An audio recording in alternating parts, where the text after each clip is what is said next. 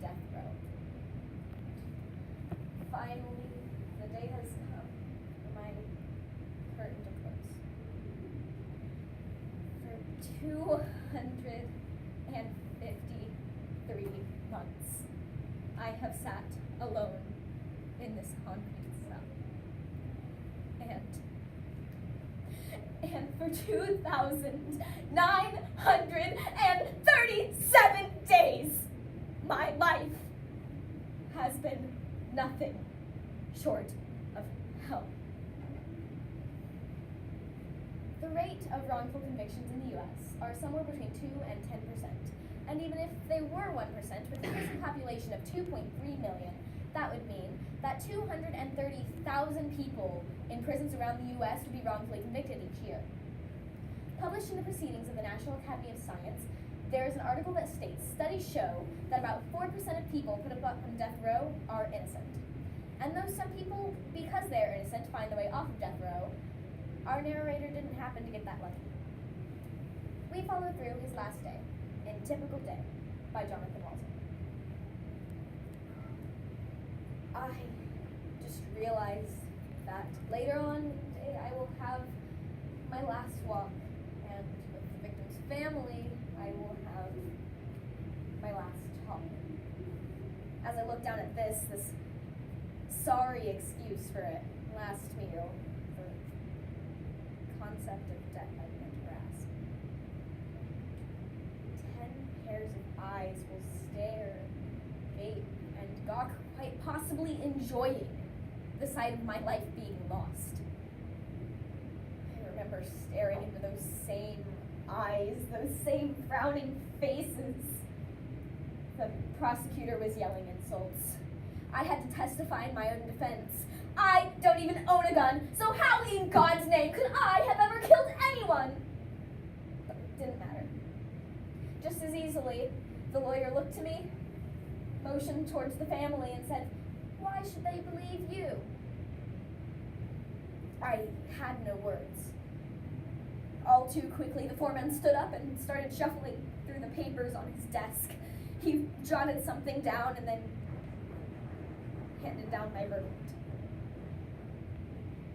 Guilty. Guilty. Guilty. Guilty. As people started coming towards me on both sides, trying to chain me and bring me away, I couldn't help myself. I rose to my feet and I screamed at the top of my lungs that day in that courtroom, "Get your hands off of me! I don't belong in prison!" But it didn't matter. They chained me up. No matter how hard I thrashed, kicked, and screamed, and they brought me. They carried me away. For what felt like months, I would sit alone in this cell, praying, "Please, God, you are the only one who knows that I am innocent. Let me out. Please have mercy." It didn't matter. It didn't matter how much I cried, how much I screamed, how much I prayed. Later that week, I received my sentence, and the words pierce my heart like an arrow to this day. I was condemned to die. I haven't seen the stars in 8 years. If you could count the drops in the ocean, only then could you count my tears. My family has forgotten me. Not that I have any family to remember me anyways. My mama, she used to bake biscuits for us before Sunday. Right after church, she would mix the mixing bowl while singing Amazing Grace. I swear she was an angel, the only family I ever knew.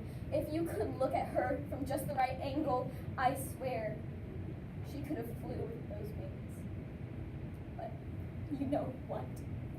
You know what? My 3rd year here, my mama died.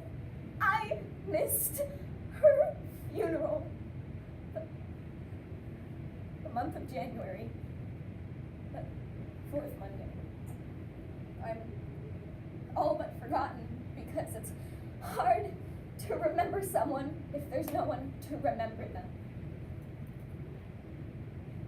The last bite of my last meal sat in my stomach like a rock as the executioner beckoned for me to rise.